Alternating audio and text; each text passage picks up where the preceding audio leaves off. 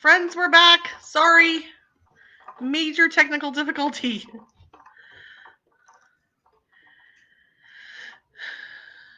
Okay, I think I'm live. I'm back. We're back, Kathy. Everybody can hear you? I don't know. We gotta wait for some people to get back on, hopefully. Yeah, maybe get some thumbs ups. Yeah. You can hear us. We were doing so well, too. I know, with like no glitches at all. We got one person here. Give me a thumbs up if you can hear me. Yay! My sister can hear me. Kathy, that's my sister is Jen Chase, and she's been doing all the posting in the comments. She's really that's her gig. Yeah.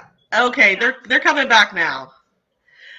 Sorry, guys. I don't know what happened. Hi, Kathy. I don't know what happened. It was like a call came through on my husband's phone. So in order to do 2 people on a Facebook Live, which we were trying to do, you have to do it from a phone instead of a laptop. And so a phone call came through on my husband's phone that we were using, and it just totally got rid of all the audio. I don't know what happened. So hopefully some of you will come back. I noticed that a few of you have. And I don't even remember what we were talking about.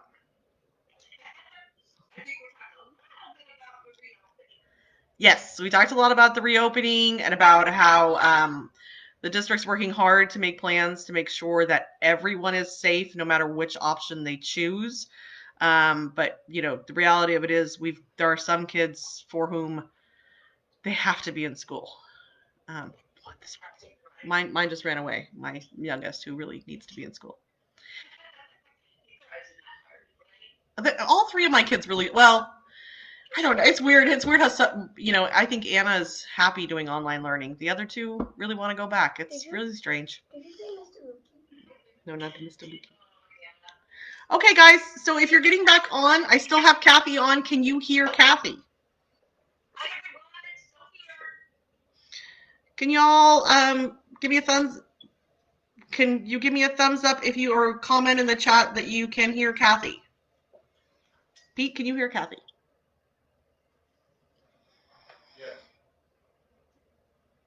Yes, Kathy, that is so she said our volume stopped when we were discussing mental health issues, and yes, that's about when it cut out. I am able to see you, but I can't see any of the comments, so if somebody has something, just let me know. Okay. Yeah, so I was just talking about, the need to be able to get back in school or have the opportunity for students who choose that option to go back into school. Has been such an important aspect of us trying to plan and work really late hours to make all of the things that we need to get accomplished in order to come back happen and get it completed because of a very serious mental health crisis that's going on, not with our teens, with some of our preteens, and then as you know, some of our parents are having a really difficult time with what we've just been thrown into, and so we're trying our best to provide an outlet in terms of in-person schooling for that, and also provide an opportunity for people to look into whether they're eligible for continuing on remote learning. That's something that they would choose. So, but that's kind of where we are with that. I know that people say, well, why not just wait till January? But it can be really a lot of days for a child. Kim can hear me, but not Kathy. With their mental health stability. So we're trying to take all of those things into consideration and try to provide options and get all of those options ready so that we're appropriately planned for that and prepared for that. Okay, so Kim Marshall just said she can hear me, but she can't hear you. So, well, I don't know if that's the case for everybody. I'm going to point you in a little different direction here towards my computer. This is so fun. This is fun, Kathy. Let's not do it again. Let's. We can go with anything. Well, we can, but maybe Zoom is a better route next time. Just saying. Because turns out Facebook is not so much tonight. So thank you, Kathy. And does anybody else have any questions about Measure J? Kathy says it's much better. Kathy gives. Shivo says it's much better. Jen says it's much better. Okay, good. So now everybody can hear Kathy again. So any other questions about Measure J? Again, Measure J is not a sales tax increase. That is Measure O. Measure J is a bond issue for our schools. And what is the term of the bond? Do you know, Kathy? Like, how long are we paying it for? 34. It's till 2054. 2054. Yes. Got it. So any other questions for Kathy? I'm having tacos for dinner, as usual. Everybody's so quiet tonight. Well, sometimes it comes to them later, and then you can ask me, and I can send you the answers. Yes, absolutely. If you have any questions that you didn't feel comfortable asking tonight or occur to you after the fact, you can always email me or text me. My email is emily@goforgollinger.com. My phone number is 209-224-1615. You can text me anytime if you have a question. I'll shoot it off to Kathy and she'll get back to you. Kathy's very, very responsive. It is so nice. It's so refreshing. Oh, thank you. Yes, I try. I'm a little bit slower than I like to be these days, just with everything going on. But well, you're a little busy. Trying to get back to you, and I think that that's, as you know, Emily, like making sure that people get the answers and the knowledge that's necessary for things is super important. Right, and it's really important too to get your information from the right source. So that's what I'm trying to provide for everybody tonight, is an opportunity to kind of hear it from the horse's mouth. Because I could tell you about, I have the folder, I could tell you about Measure J all day. I have the talking points that, I could tell you about it all day, but it's so much more effective when it's coming from the superintendent of schools. Oh, no problem at any time. Like I said, people will think of things as you go along, like, what about this? What about that? That's totally fine to there's some really, especially when I was talking to Real Vision, there's some real complicated questions. And even then, if they're complicated, I do have individuals I can contact to be able to find out the answer if I don't know it. So I'd be happy to track down that information for anybody who has a question that may be a little more complicated, particularly when it comes to calculating the tax and all of that. They're really, really technical about that and know all that information, and I can get that answer from them. So, Kathy, I do have a question for you. It's from Lee Williams. And he said, can you ask Kathy where the Melrose fees from the Liberty Island project go? So, Melrose is a part of their impact fee. We talked about this a little earlier, and that's a tax that they have. And for Liberty Island, for the Liberty Ranch project, the impact fee that we received, there was approximately thus far $1.2 million that was collected from that development. And what the Board of Trustees made the decision to bring 6th grade over to D.H. White School and then purchase portables, modular classrooms for those 2 additional classes that would be there. And so we purchased those 2 modulars, and those modulars are different than portables because they're actually permanently placed into the ground and become part of the structure of the school.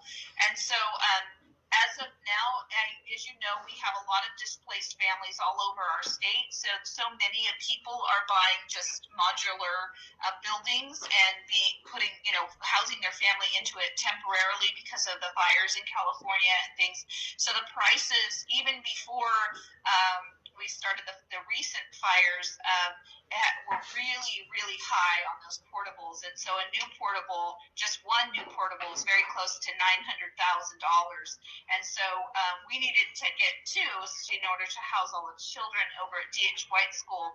And so it was like, and what I'm concerned about is that the market rate on Melrose fees that we receive is not even covering the cost, because the cost of modulars have gone way up because the demand is up, but they haven't adjusted the market rate fees for that. So what we were able to do is get two pretty nicely refurbished modulars to be able to put there for the same price as one.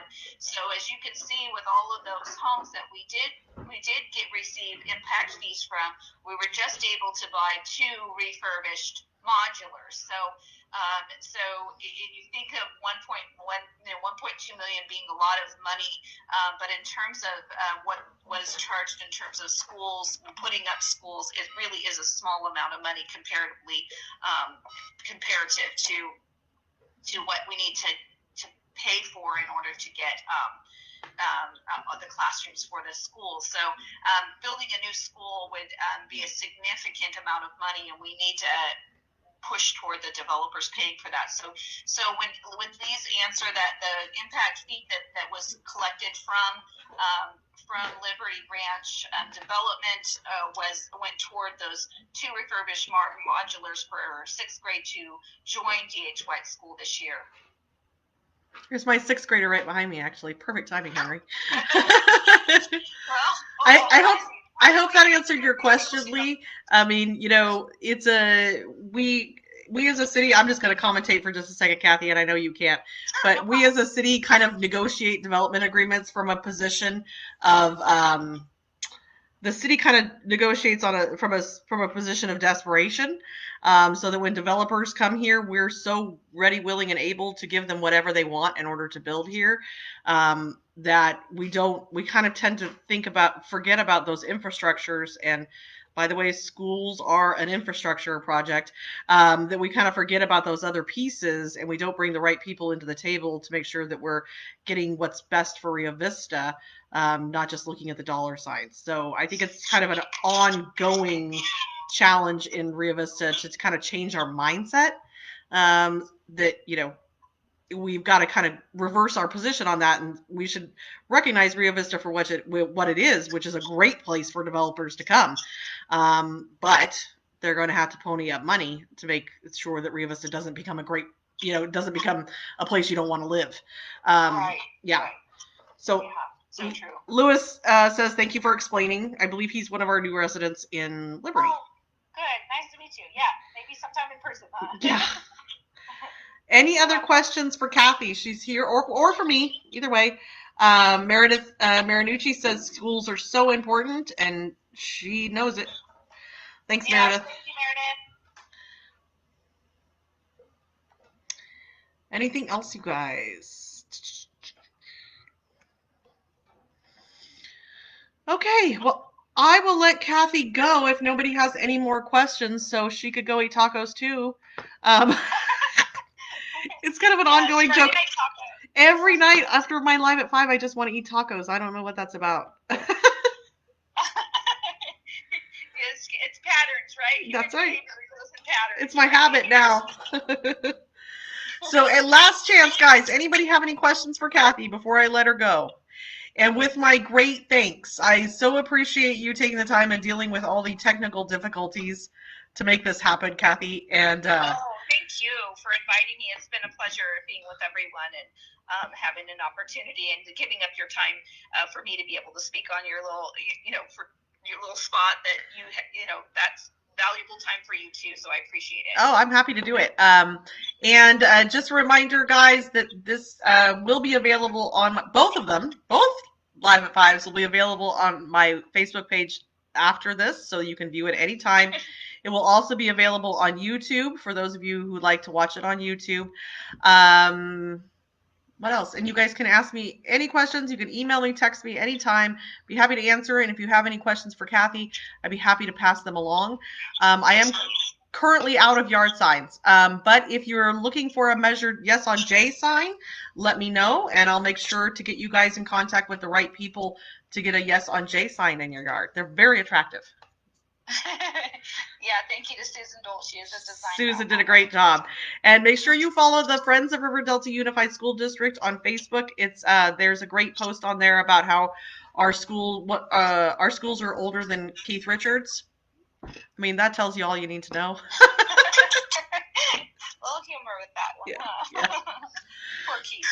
Yeah, poor Keith. Yeah. Okay, everybody, thank you so much. Have a good night, everybody. You too. Be well out there. Stay healthy.